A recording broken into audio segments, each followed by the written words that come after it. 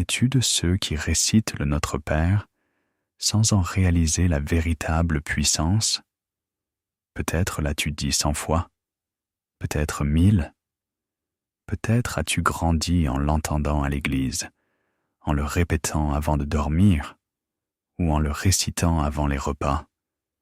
Mais t'es-tu déjà arrêté pour te demander pourquoi cette prière?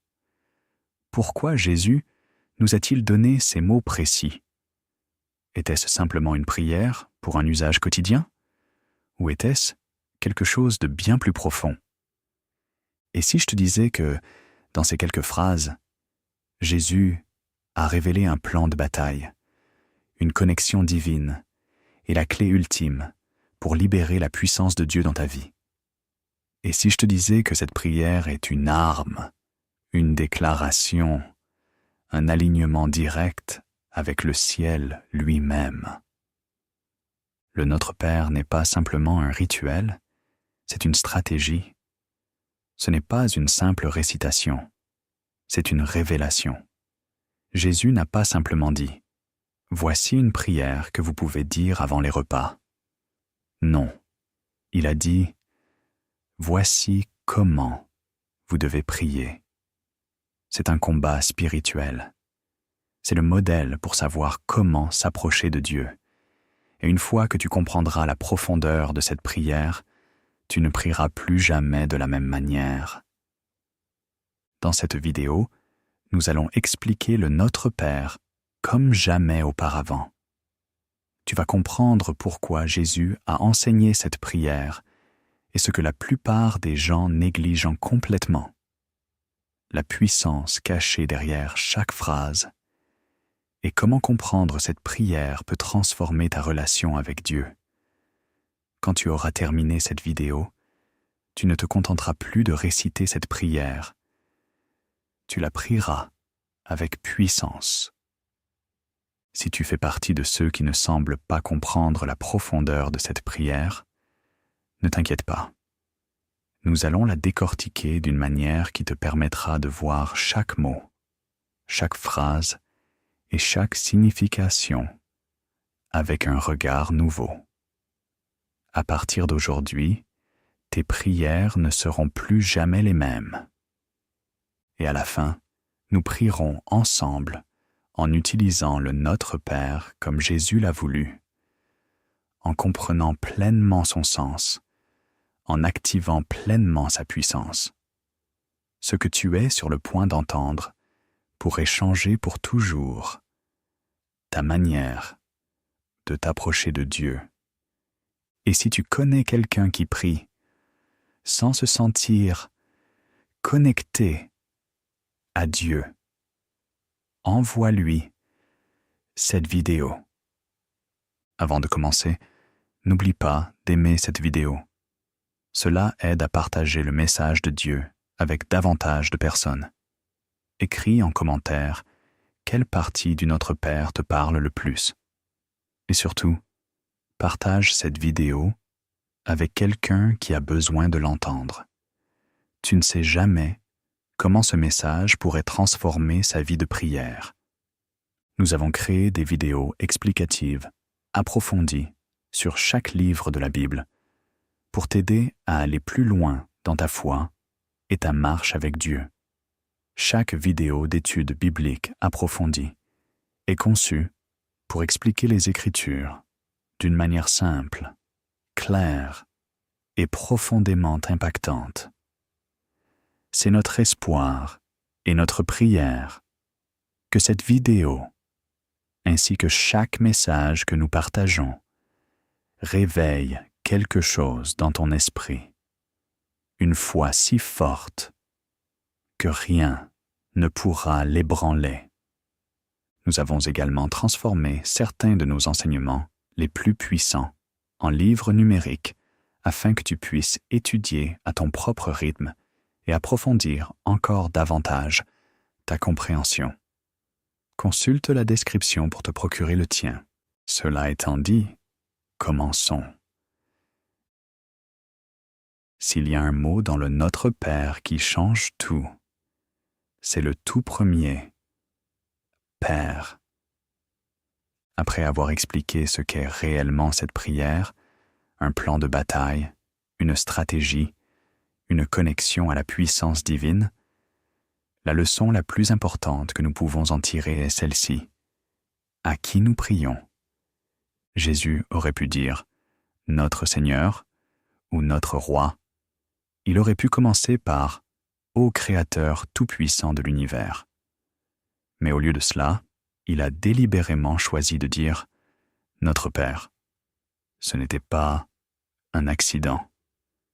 C'était intentionnel. Beaucoup de personnes ont du mal à se rapprocher de Dieu parce qu'elles le voient comme distant, inaccessible et impossible à satisfaire. Peut-être est-ce ainsi que tu te sens parfois. Tu crois en lui, mais le connais-tu vraiment? Lorsque tu pries, as-tu l'impression d'essayer d'attirer l'attention d'un souverain tout-puissant qui est peut-être trop occupé pour écouter? Ou lui parles-tu comme un enfant parle à son père aimant? Réfléchis à cela.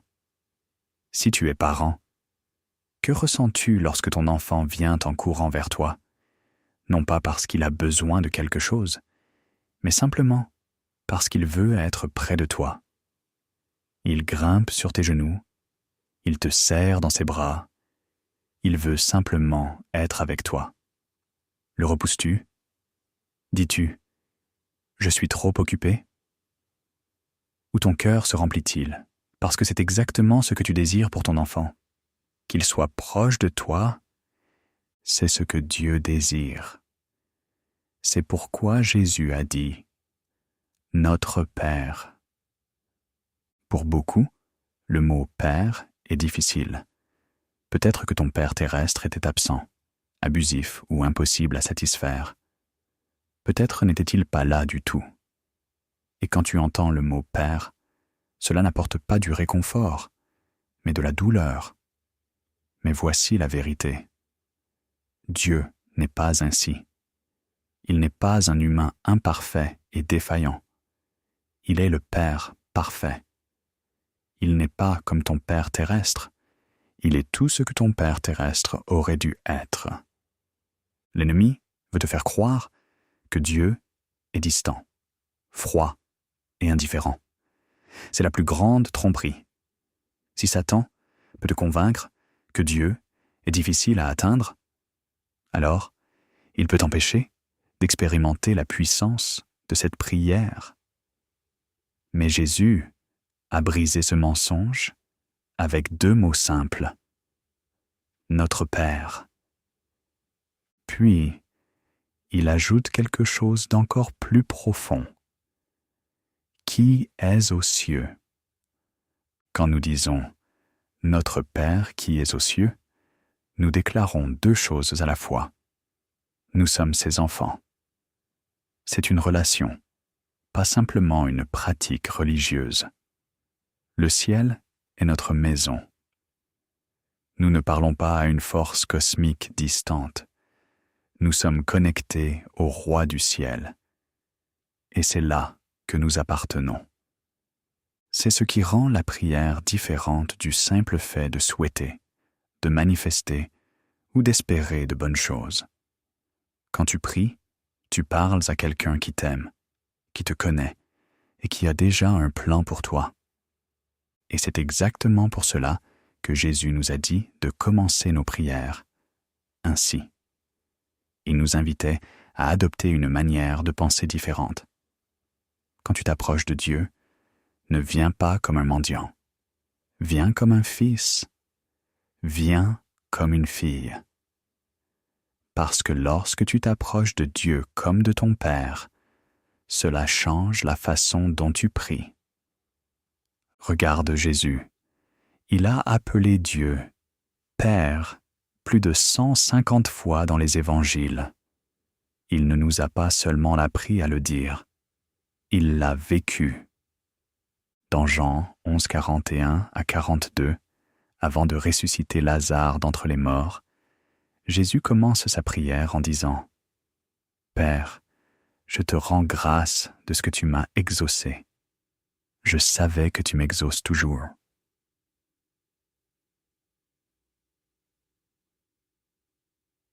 Voilà l'assurance. Voilà la relation qu'il veut que tu aies. Et lorsque tu comprends cela, tes prières ne seront plus jamais les mêmes. Tu ne prieras plus comme quelqu'un qui espère que Dieu écoute. Tu prieras comme quelqu'un qui sait qu'il écoute. Tu ne supplieras plus pour attirer l'attention de Dieu. Tu te reposeras dans le fait que tu l'as déjà. C'est ici que la puissance commence. Alors, la prochaine fois que tu diras « Notre Père qui es aux cieux », ne te contente pas de prononcer les mots. Ressens-les. Donne-leur du sens. Comprends ce qu'ils déclarent réellement. Tu es son enfant. Le ciel est ta maison. Et quand tu pries, ton Père écoute. Si appeler Dieu, notre Père, change la manière dont nous nous approchons de lui, ce que Jésus dit ensuite change la manière dont nous le voyons. Que ton nom soit sanctifié. Combien de fois as-tu prononcé ces mots sans réfléchir à ce qu'ils signifient réellement? Le mot « sanctifié » n'est pas un terme que nous utilisons dans les conversations quotidiennes. Il signifie saint, sacré, mis à part. Mais Jésus ne nous enseignait pas simplement à dire que le nom de Dieu est saint.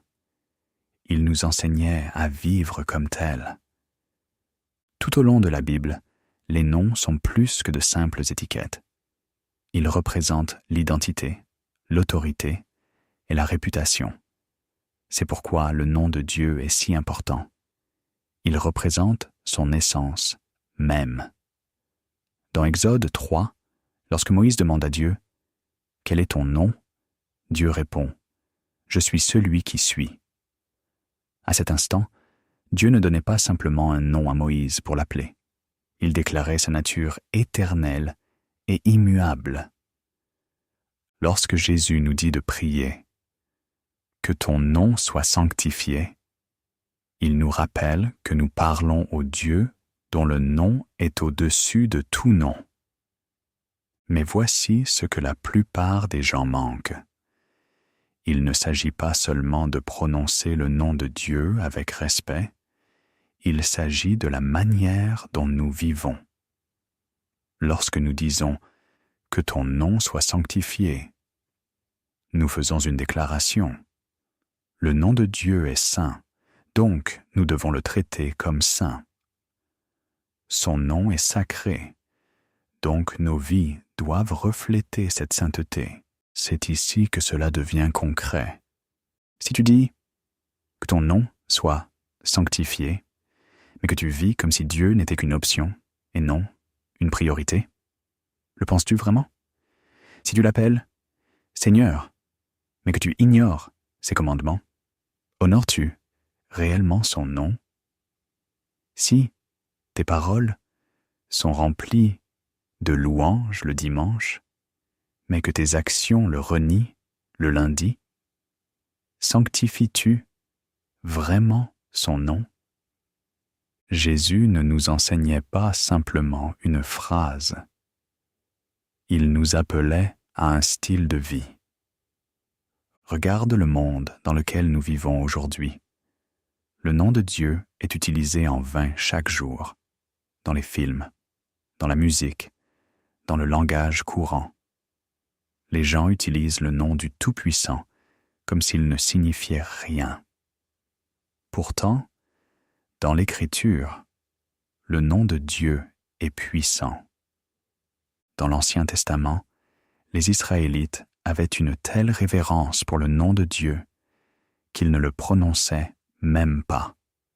Lorsque les scribes écrivaient le nom de Dieu, ils s'arrêtaient, se lavaient les mains et prenaient une nouvelle plume pour l'écrire, tant il était sacré. Mais aujourd'hui, les gens le prononcent sans réfléchir. Certains s'en moquent même. Et voici la question. Sommes-nous différents? Vivons-nous réellement d'une manière qui montre au monde que le nom de Dieu est mis à part? Ou nous fondons-nous dans la masse en le traitant avec désinvolture. Le nom de Jésus est puissant.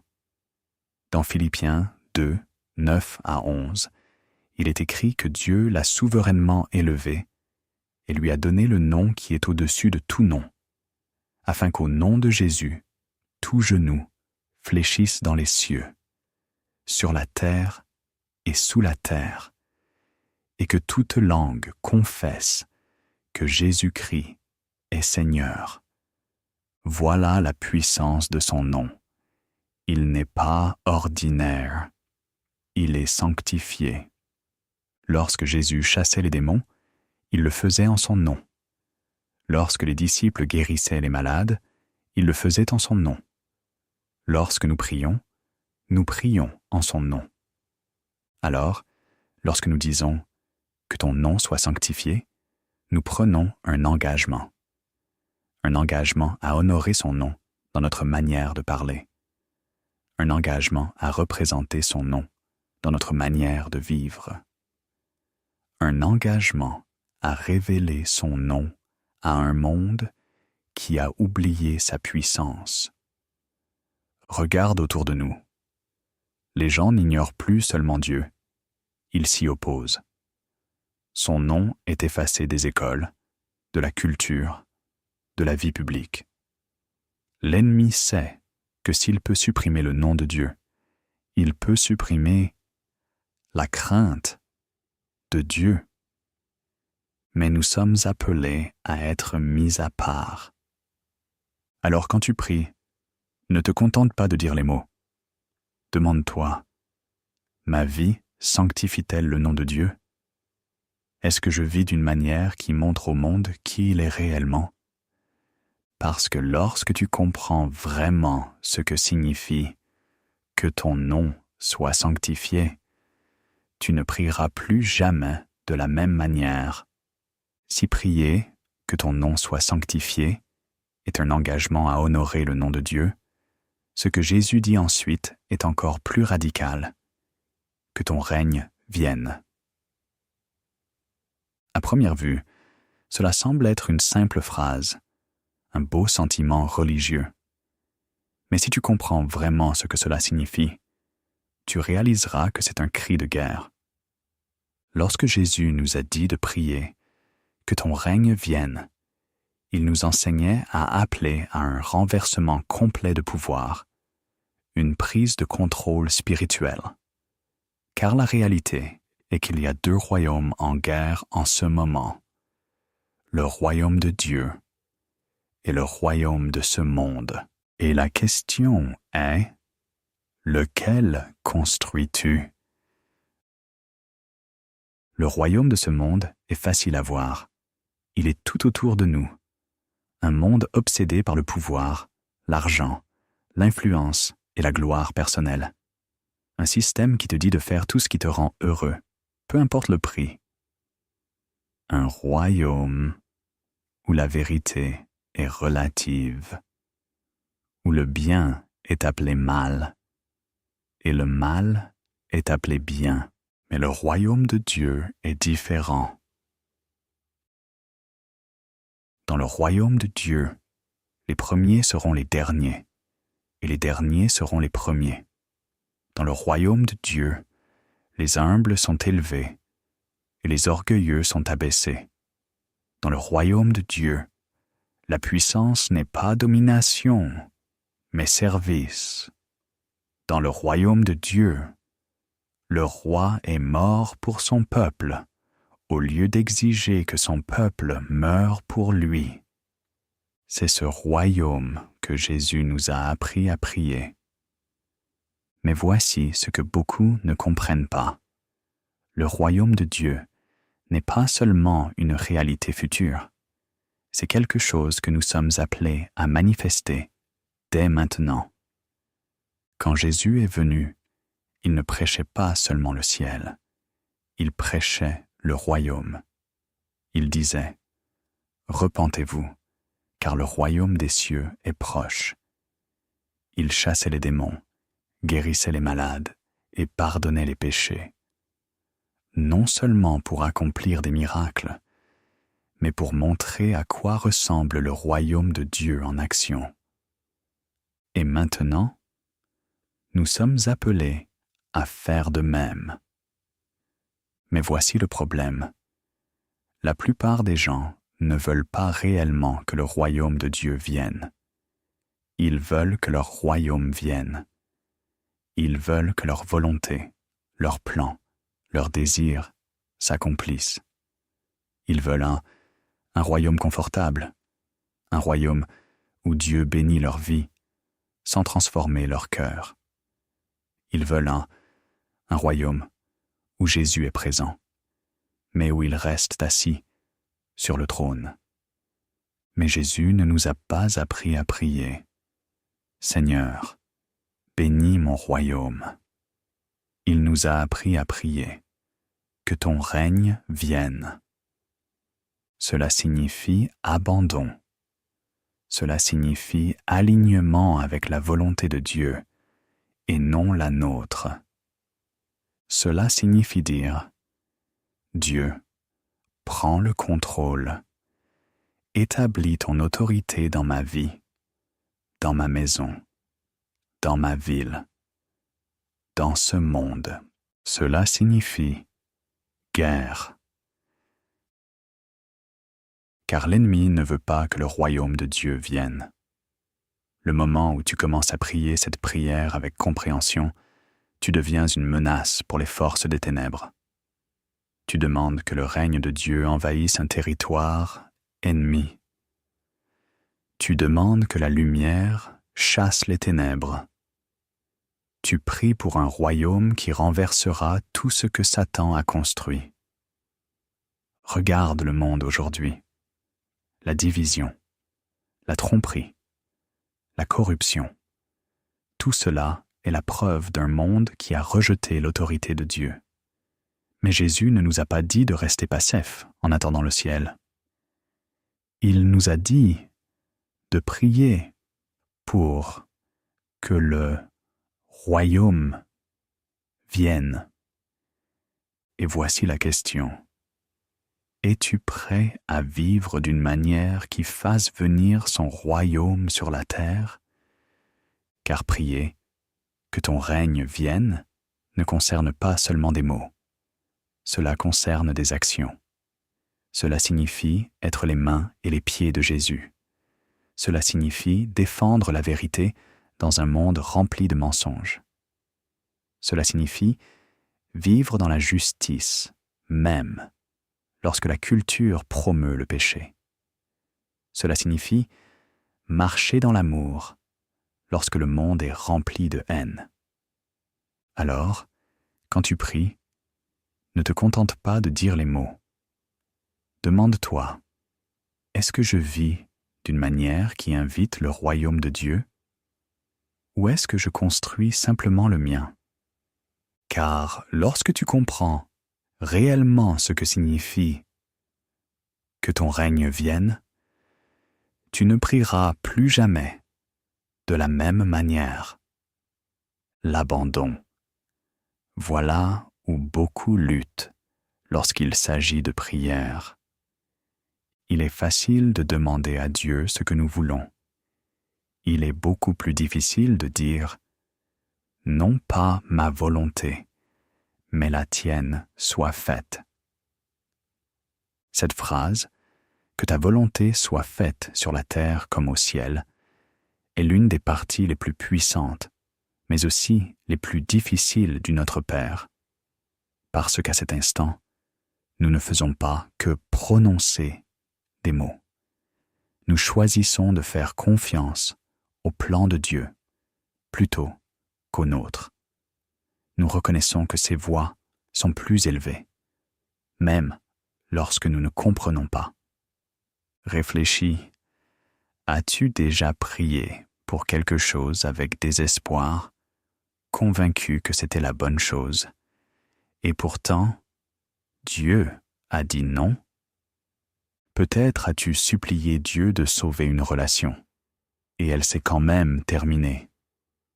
Peut-être as-tu prié pour un emploi, et quelqu'un d'autre l'a obtenu. Peut-être as-tu demandé la guérison, et la souffrance est restée. C'est dans ces moments que cette partie du Notre Père devient réelle, car l'abandon ne consiste pas seulement à dire les mots.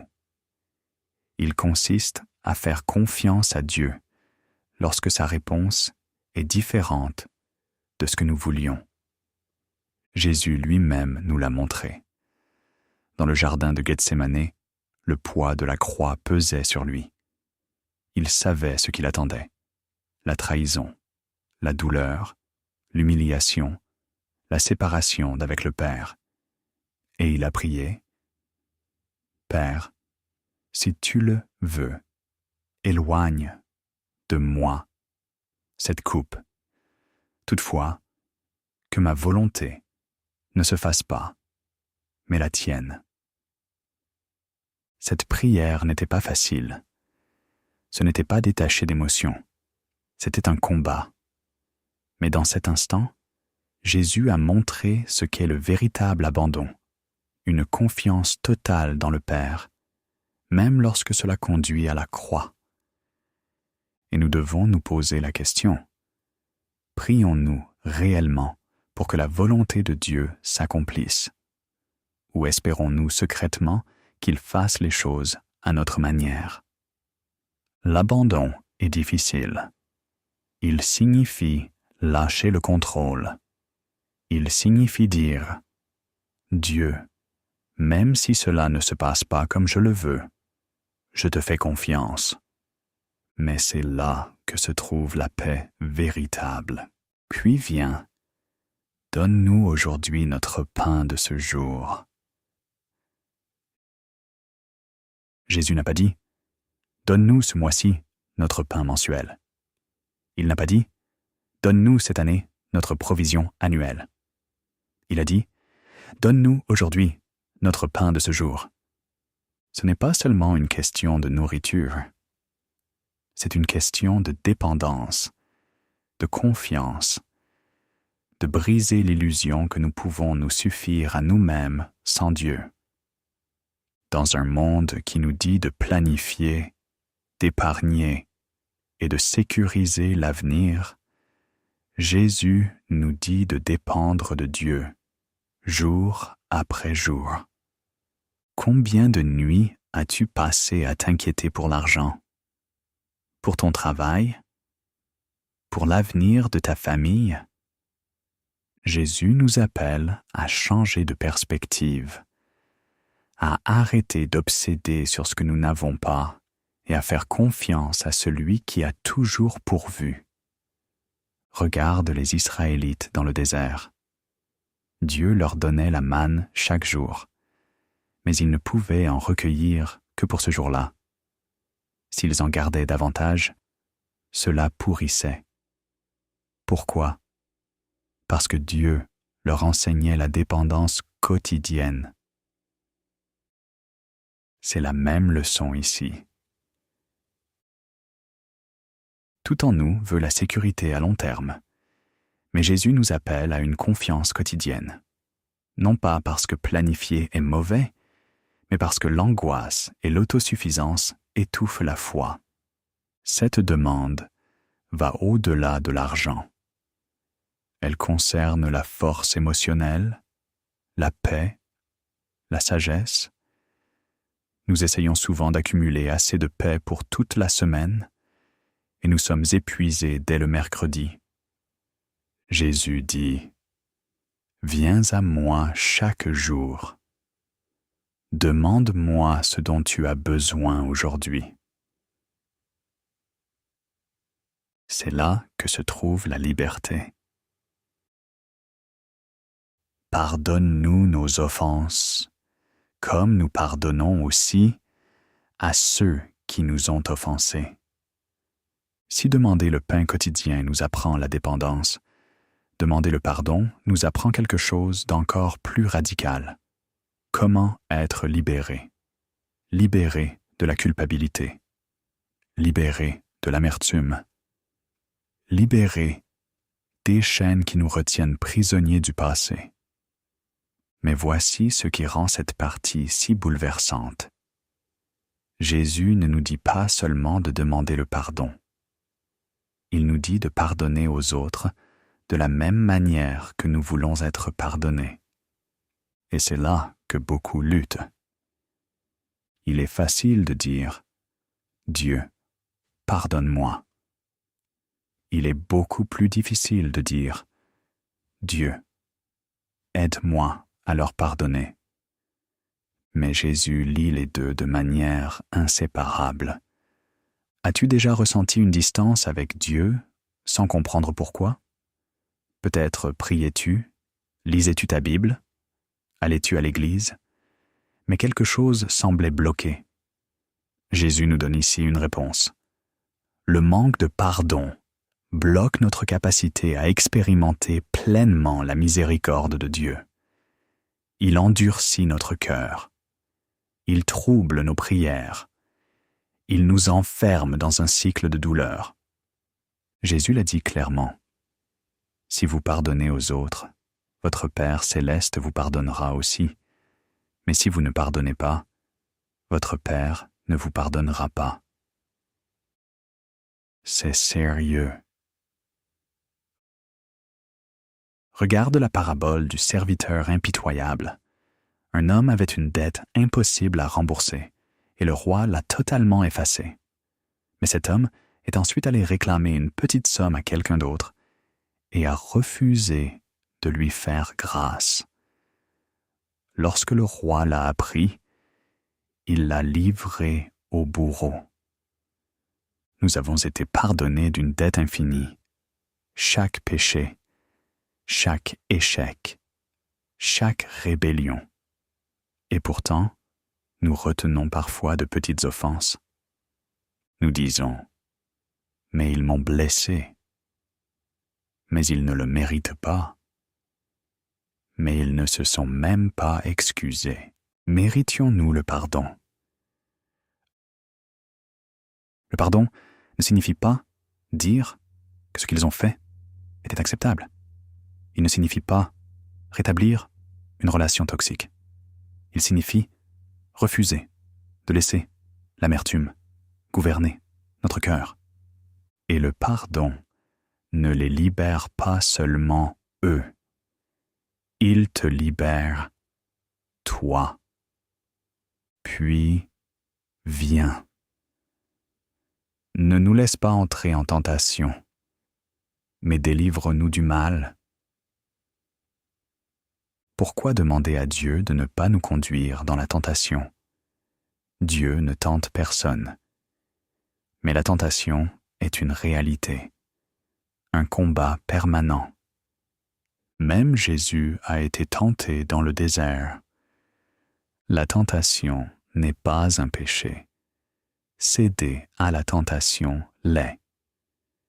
Jésus nous enseigne à prier pour la protection avant même d'entrer dans la bataille. Trop souvent, nous prions après être tombés. Mais il nous appelle à prier avant. La tentation n'est pas seulement une faiblesse humaine, c'est une stratégie. L'ennemi connaît nos schémas, nos faiblesses, nos angles morts. Il ne nous tente pas avec ce qui ne nous attire pas. Il vise précisément là où nous sommes vulnérables. C'est pourquoi cette prière doit être quotidienne. Il y a un combat pour ton esprit, pour ta pureté, pour ton intégrité. Et sans protection spirituelle, nous avançons désarmés. Mais il y a une promesse. Dieu ne permettra pas que nous soyons tentés au-delà de nos forces. Il prépare toujours une issue. Encore faut-il la saisir. Amen. Mais délivre-nous du mal. Le mal n'est pas une idée abstraite, c'est une réalité. Nous sommes engagés dans une guerre spirituelle, que nous le reconnaissions ou non. Nos luttes ne sont pas seulement physiques ou psychologiques. Elles ont souvent une dimension spirituelle. Et nous essayons trop souvent de les affronter seuls, par la volonté, par la logique, par l'optimisme. Mais la délivrance n'est pas quelque chose que nous produisons. C'est quelque chose que nous recevons. Lorsque les Israélites étaient coincés entre la mer Rouge et l'armée de Pharaon, ils n'avaient aucune issue. Et Dieu a ouvert la mer. C'est cela, la délivrance. Tu luttes contre une dépendance, tu as besoin de plus que de discipline. Tu as besoin de la puissance de Dieu. Tu es pris dans la peur ou l'anxiété. Tu as besoin de plus que de conseils. Tu as besoin d'une intervention divine. Quand nous prions, délivre-nous du mal. Nous appelons la puissance du ciel à agir. Et enfin, car c'est à toi qu'appartiennent le règne, la puissance et la gloire pour les siècles des siècles. Ce n'est pas une simple conclusion, c'est une proclamation de victoire. Dieu règne. Dieu est puissant. Dieu est glorieux. Et son règne est éternel. La prière ne se termine pas par l'incertitude, mais par la confiance. Peu importe ce que nous voyons, peu importe ce que nous ressentons, Dieu est toujours sur le trône. Si nous comprenons vraiment ce que Jésus enseignait, alors le Notre Père n'est pas seulement une prière à réciter, c'est un mode de vie. Ce n'est pas une tentative de changer la vie de Dieu. C'est une invitation à nous laisser transformer. La vraie question est donc, récites-tu des mots? Ou pries-tu réellement?